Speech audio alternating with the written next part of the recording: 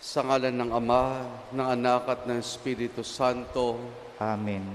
Sumainyo ang Panginoon. At sumayo rin. Mga kapatid, halinan dumulog sa banal na hapag ng Panginoon.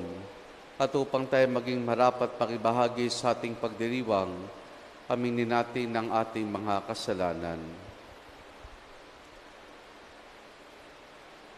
Inaamin ko sa makapangyarihang Diyos at sa inyo mga kapatid, na lubha akong nagkasala sa isip, sa salita at sa gawa, at sa aking pagkukulang.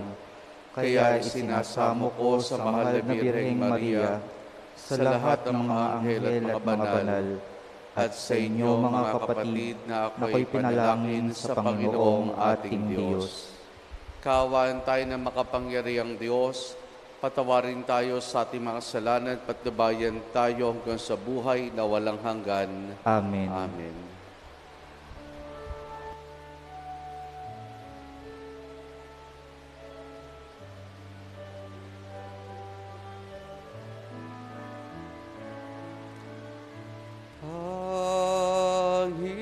Panginoon, kahawan mo kami.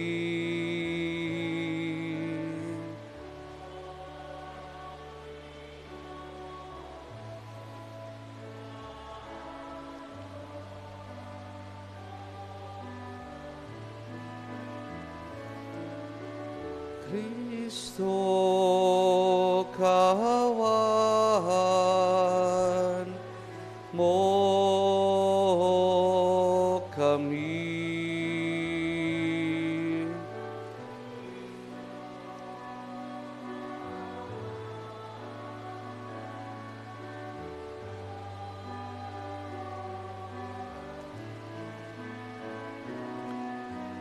Panginoon, kahawan mo kami.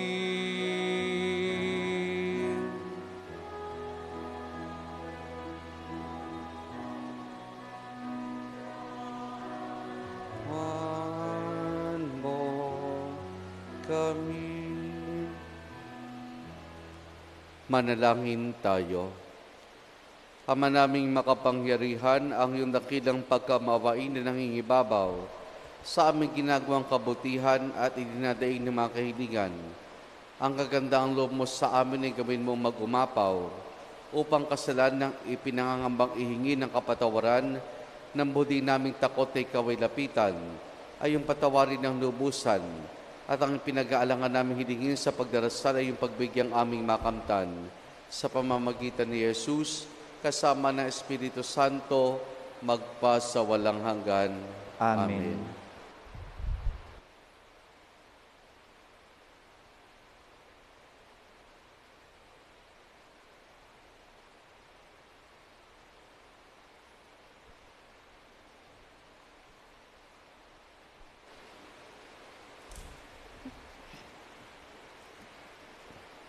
Ang salita ng Diyos mula sa sulat ni Apostol San Pablo sa mga taga-Galasya.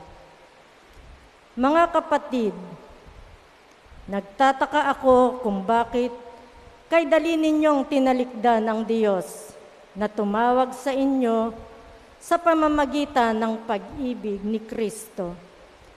At bumaling kayo sa ibang mabuting balita. Ang totoo'y walang ibang mabuting balita. Lamang may mga nanliligalig sa inyo at nagsisikap na baguhin ang mabuting balita tungkol kay Kristo. Maging kami o isang anghel man mula sa langit ang mangaral sa inyo ng iba kaysa mabuting balitang ipinangaral sa amin. Pakasumpain siya. Sinabi na namin at inuulit ko, kung may mangaral sa inyo ng iba kaysa mabuting balitang tinanggap ninyo, pakasumpain siya. Ngayoy nangangahulog ambang ang hinahangad ko'y papuri ng tao Hindi. Ang papuri ng Diyos ang hinahangad ko. Sinisikap ko bang magbigay loob sa tao? Kung iyan lamang ang hangad ko, hindi na sana ako naging alipin ni Kristo. Ibig kong malaman ninyo, mga kapatid, na hindi katha ng tao ang mabuting balitang ipinangangaral ko. Hindi ko ito tinanggap mula sa tao, ni itinuro sa akin ng tao. Si Hesukristo ang nagpahayag nito sa akin. Ang salita ng Diyos. Salamat sa Diyos. Pangako ng puon, nati lagi nating gunitain. Pangako ng poon nati lagi nating gunitain. Buong puso siyang pasasalamatan, aking pupurihin sa gitna ng bayan, kasama ng mga lingkod na hinirang. Napakadakila ng gawa ng Diyos, pinananabikan ng lahat ng lingkod. Pangako ng poon nati lagi nating gunitain. Ang gawa ng Diyos, matuwid at tapat, at maaasahan lahat niyang batas. Ito ay lalagi at di magwawakas, pagkat ang saligay totoong matapat. Pangako ng poon nati lagi nating gunitain. Kaligtas ay dulot sa mga hinirang. May mga ipinangakong walang hanggang tipan. Banal at dakila ang kanyang pangalan, at pupurihin pa magpakailan paman.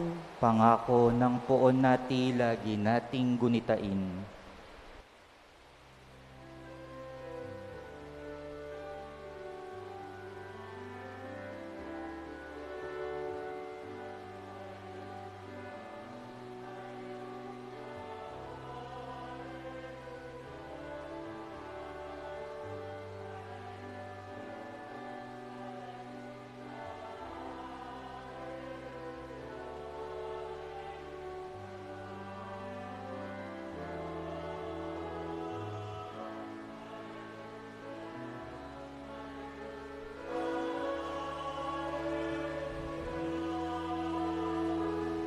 Hallelujah, hallelujah, hallelujah, hallelujah.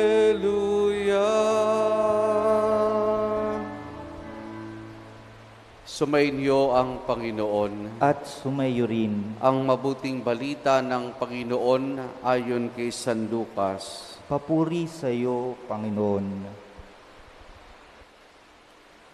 Noong panahong iyon, may isang eskribang lumapit kay Jesus upang siya'y subukin.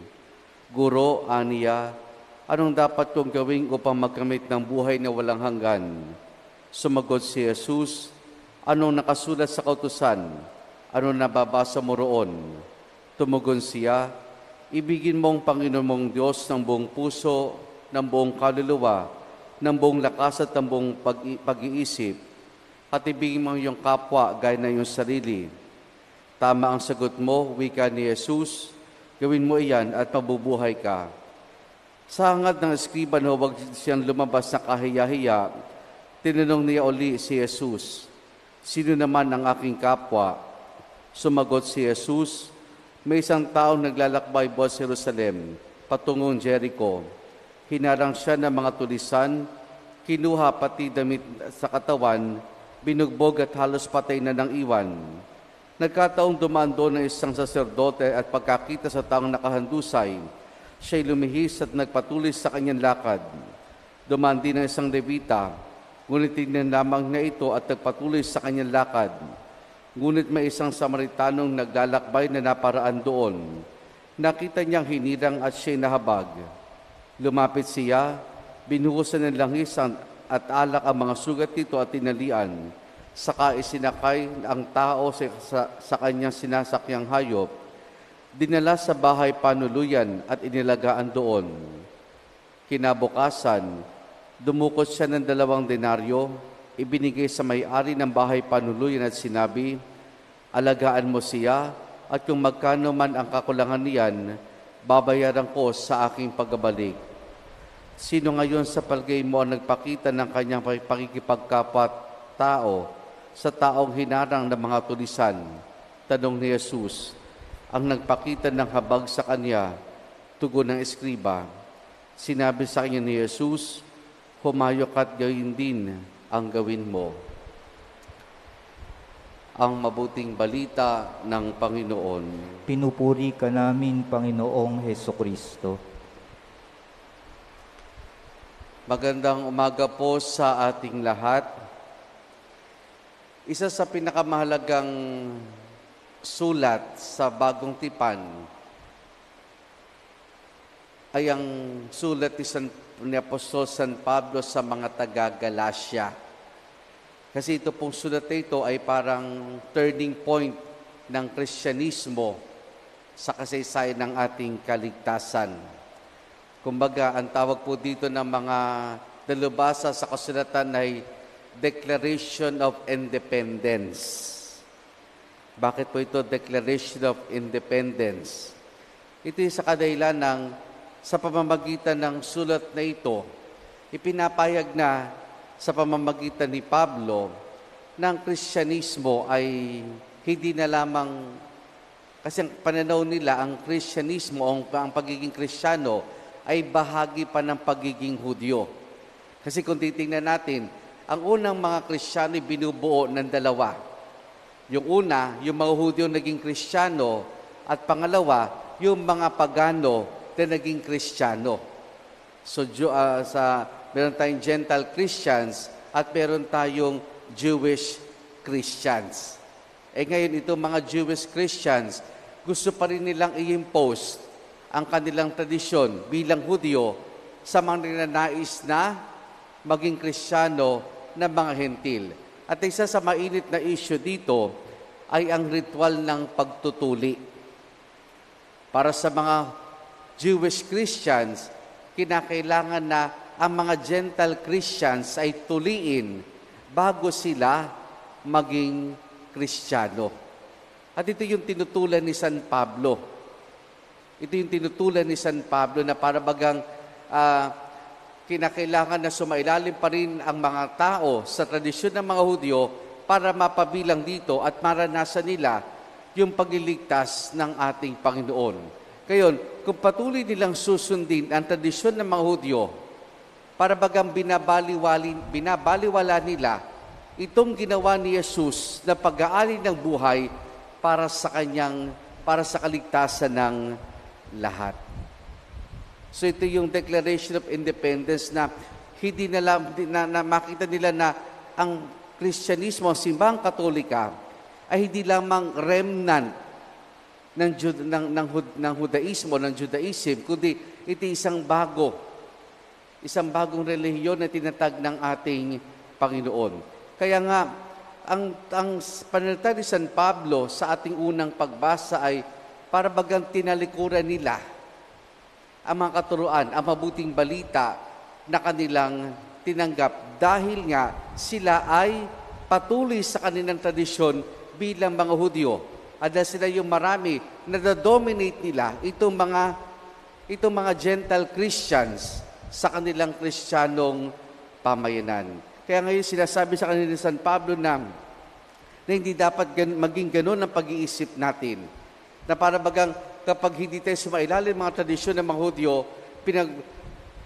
pinagwawalang bahala natin, walang epekto yung ginawang pagliligtas ng ating Panginoon. So kaya ito yung mahalaga sa buhay ng simbahan dahil sa pamamagitan ng sulat na ito, ipinapahayag ni San Pablo, yung tinatawag natin nga parang independence, yung kalayaan natin sa tradisyon ng mga Hudyo, dahil ang pagtutuunan natin dito ay ang krus ng ating Panginoon, ang pagmamahal ng Diyos para sa bawat isa sa atin. Mga kapatid, anong nais paiwatig sa atin dito ng ating unang pagbasa? Una, na ang kaligtasan ay nagmula sa pag-aalay ng Diyos, ni Jesus, sa krus para sa bawat isa sa atin. Lahat tayo maraming mga tradisyon. Lahat tayo may mga debosyon. Lahat tayo namimintuho sa mga banal ng ating inang simbahan, sa mga santo at santa. Pero mga iyan, lahat yan sabihin natin na kumukuha lamang ng nakaugnay lahat iyan sa krus ng ating Panginoon. Pag wala ang krus, mababaliwala ang lahat ng iyan. Kaya ito'y pagpapaalala sa atin na mulit-muli, ituon natin ang ating mga sarili sa ating Panginoon.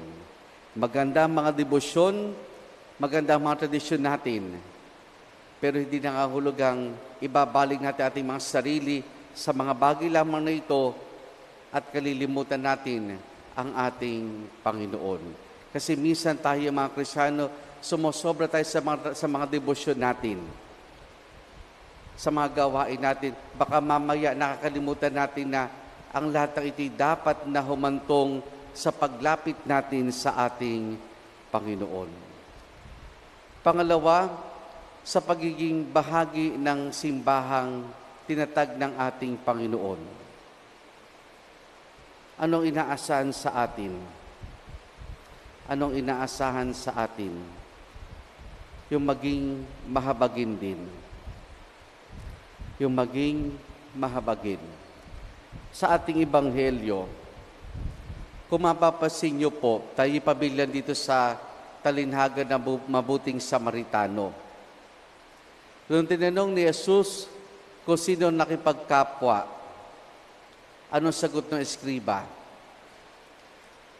Hindi niya sinagot na yung Samaritano. Bagkus ano ang sinagot niya? Yung nagpakita ng habag. Yung nagpakita ng habag. Yung nagpakita ng pagmamahal. At yan mga kapatid, ang isa sa mga mahalagang tanda ng pagiging Kristiyano, ng pagiging bahagi ng katawang mistiko ng Panginoon, ng pagiging bahagi ng simbahang Katolika. Ang gumawa ng kabutihan, ang kumilos ng naguudyok sa atin ay habag para sa ating kapwa-tao. Diba sabi nga sa isang awitin, they will know we are Christians by our love. Makikilala tayo sa ating pagiging Kristiyano sa pamamagitan ng ating pagmamahal, sa pamamagitan ng ating pag-ibig. Nawa mga kapatid, tayo bilang isang simbahan, patuloy na makita ng kaligtasan ay nagmumula sa krus ng ating Panginoon. Ang mga tradisyon natin, mga debosyon natin, ang mga panalangin natin, ito'y tumutulong sa atin upang ilapit tayo sa Diyos. At tayo bilang mga Kristiyano na hinuhubog ng ating mga katuruan, ng mga debosyon natin, magbunga nawa ito ng kabutihan na patuloy nating ipinapamalas sa ating kapwa-tao. Amen.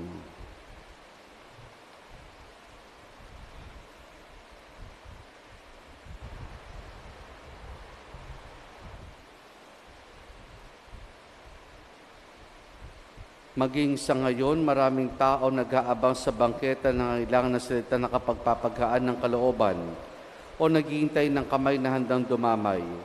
Manalangin tayo sa Amang nasa langit upang maipadama natin ang ating pagmamahal sa konkretong aksyon kaysa sa magandang salita lamang ating itutugon. Panginoon, patatagin mo ang aming pag-ibig. Panginoon, patatagin mo ang aming pag-ibig.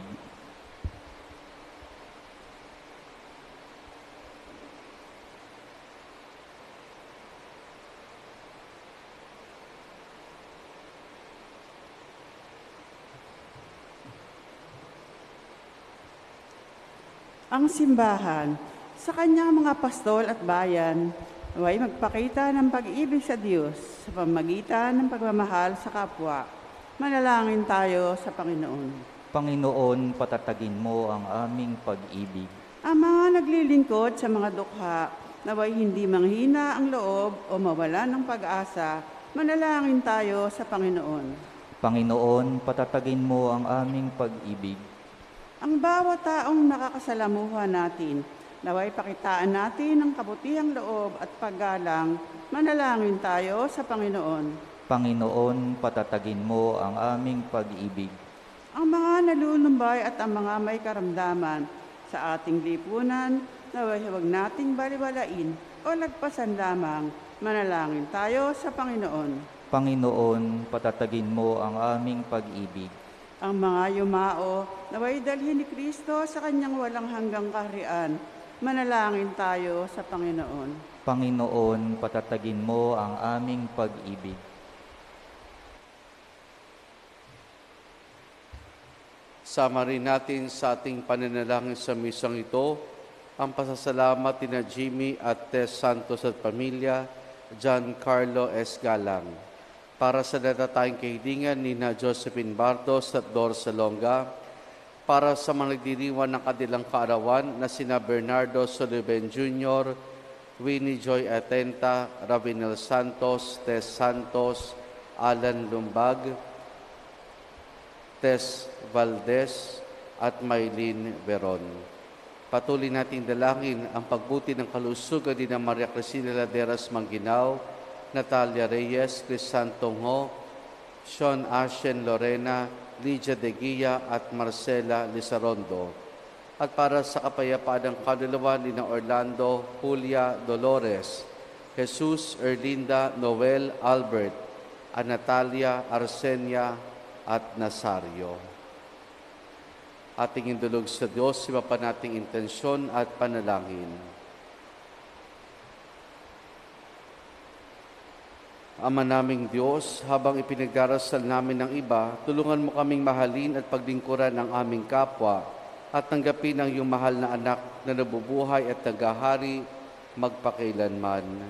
Amen. Amen.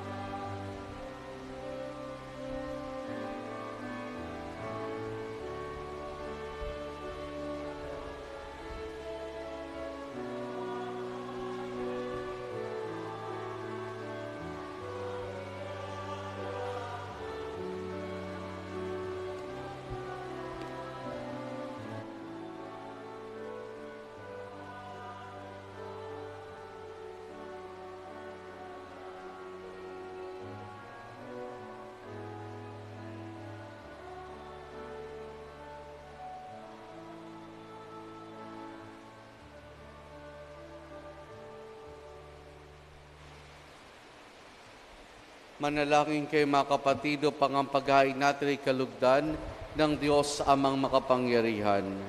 Tanggapin nawa ng Panginoon itong paghahain sa iyong mga kamay sa kapurihan niya at karangalan sa ating kapakinabangan at sa buong sambayan niyang banal.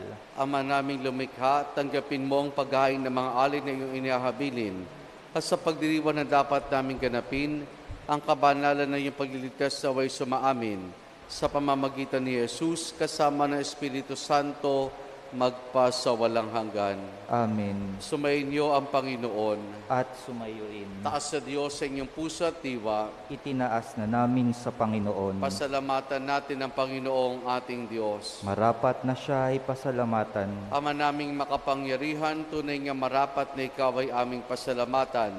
Nasa iyong aming buhay, pagkilos at pag-iral. Sa pamumuhay namin araw-araw, tinatamasa namin iyong pagmamahal.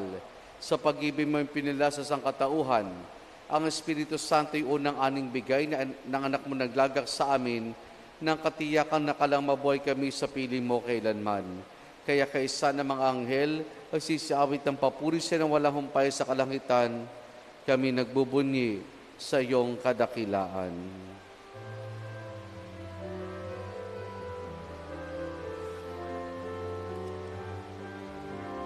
Santo, Santo, Santo, Diyos makapangyarihan, puspos ng walhati ang langit at lupa. Hosana, O Hosana sa kaitasan, pinagpalang narito sa ngalan ng Panginoon. Hosana, O Hosana sa kaitasan. Hosana, O Hosana sa kaitasan.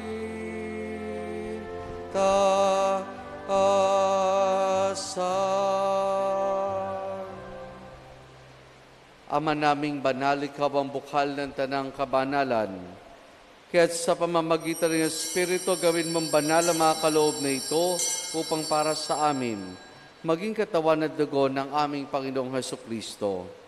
Bago niya pinagtiis ang kusang loob na maging handog, hinawakan niya ang tinapay, pinasalamatan kaniya, pinaghati-hati na yon. Iniabot sa kanyang mga alagad at sinabi, tanggapin ninyo lahat ito at kanin itong aking katawan na ihahandog para sa inyo.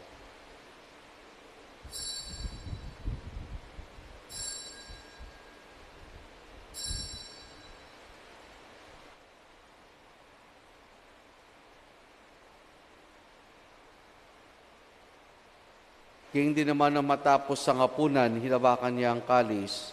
Muli kanyang pinasalamatan. Iniabot niya ang kalis sa kanyang malagad at sinabi, tanggapin ninyo lahat ito, tinumin itong kalis ng aking dugo, ng bago't wala hanggang tipan. Ang aking dugo na ibubuhos para sa inyo at para sa lahat sa kapagpapatawad ng mga kasalanan. Gawin ninyo ito sa pag-alaala sa akin.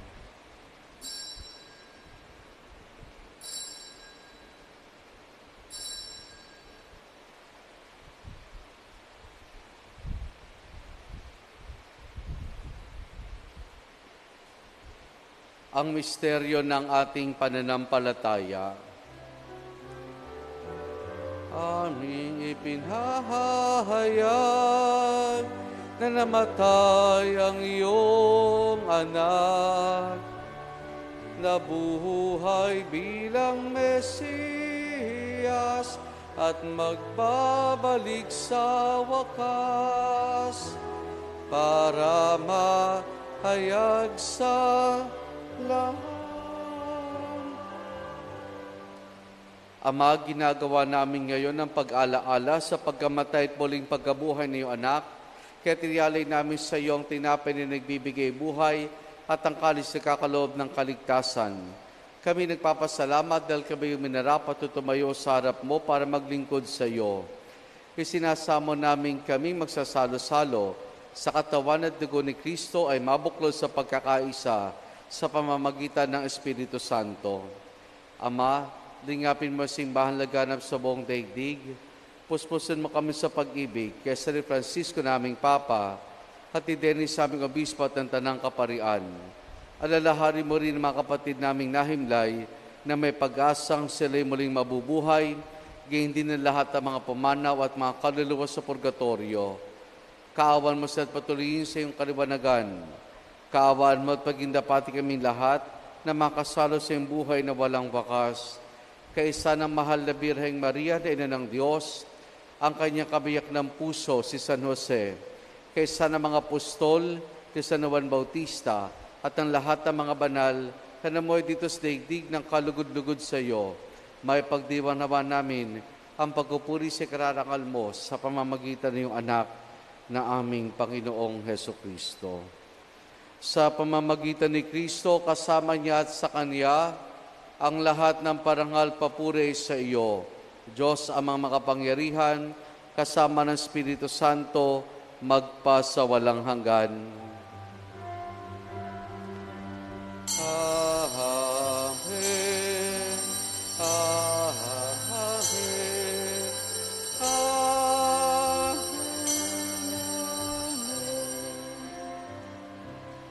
Sa tagubiling manakagagaling na utos at turo ni Jesus na Panginoon natin at Diyos, ipahayag po natin ng lakas loob.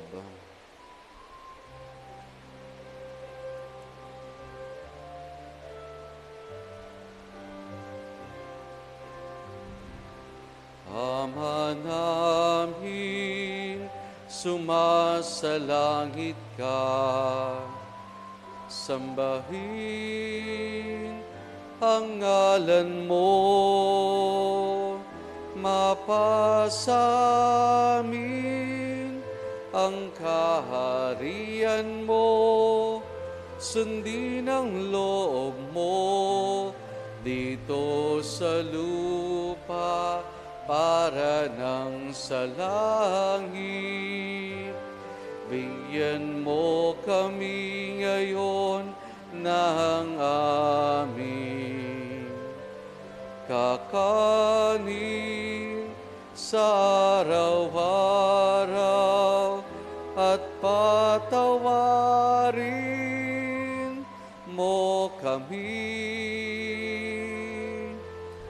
sa aming magasala para ng pagpapatawad namin sa nagkakasala sa amin, at huwag mo kaming hintulot sa tukso at iadya mo kami sa lahat ng masama.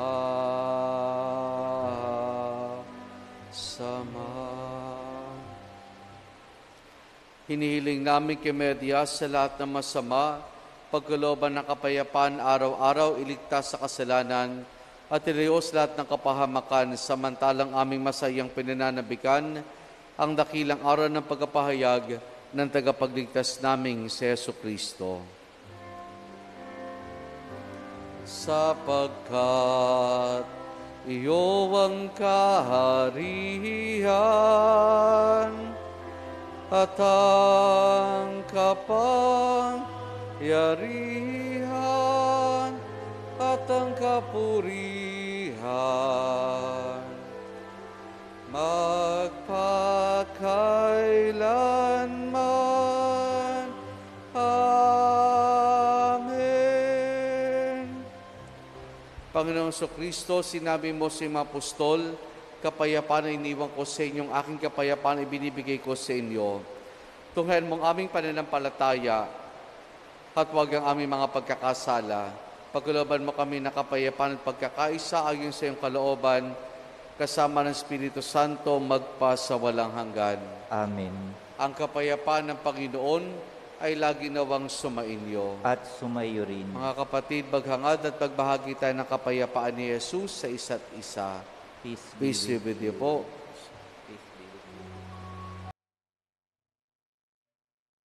Kordero ng Diyos na nag-aalis ng mga kasalanan ng sanlibutan, maawa ka sa amin. Kordero ng Diyos na nag-aalis ng mga kasalanan ng sanlibutan, maawa ka sa amin.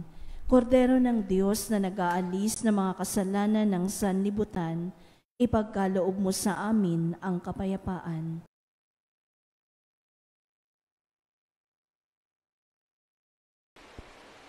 Narito si Jesus, ang Kordero ng Diyos. Siya nagali sa mga kasalanan ng sanlibutan. Mapalad ang mainaaniya niya makiisa sa kanyang banal na piging. Panginoon, hindi ako karapat-dapat na magpatuloy sa iyo, ngunit sa isang salita mo lamang ay gagaling na ako.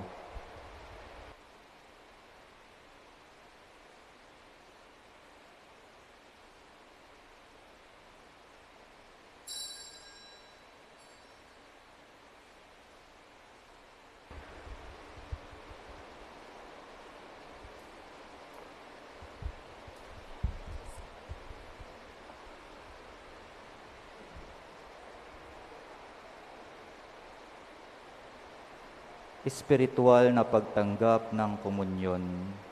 Panginoong Jesus, ako'y naniniwala na ikaw ay nasa kabanal-banalang sakramento. Iniibig kita ng higit sa lahat at minimithi kong tanggapin ka sa aking kaluluwa, sapagkat sa mga sandaling ito'y hindi kita matatanggap sa sakramento. Tumuloy ka sa Espiritu sa aking puso. Niyayakap kita na para bagang naririto ka na, at iniaalay ko ng buong buo ang aking sarili sa iyo. Huwag mo pong hayaang mawalay ako sa iyo. Amen.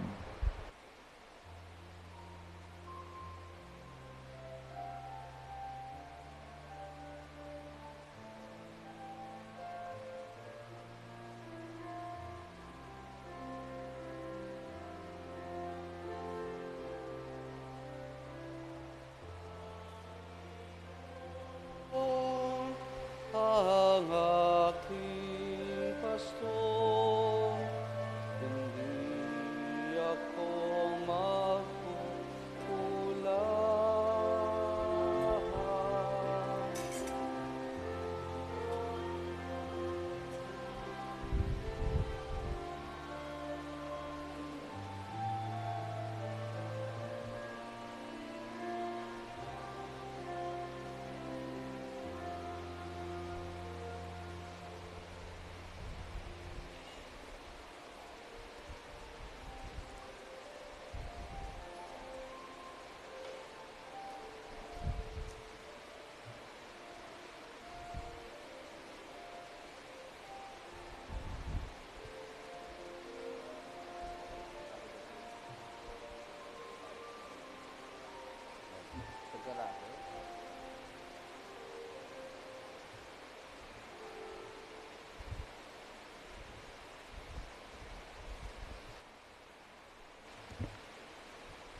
Manalangin tayo.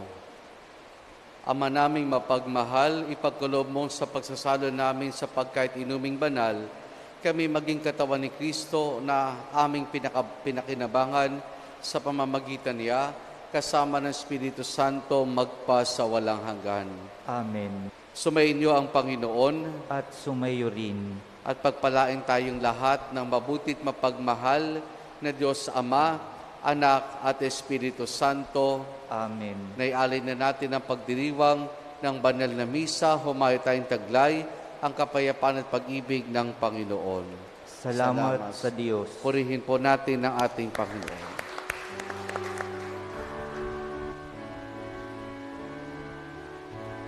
Dinggin himig ng bayang malaya, awit ng papurit pasasalamat, ang Panginoon ng ating paglaya, muling nagpatunay ng pag-ibig niya. Magandang umaga po sa ating lahat.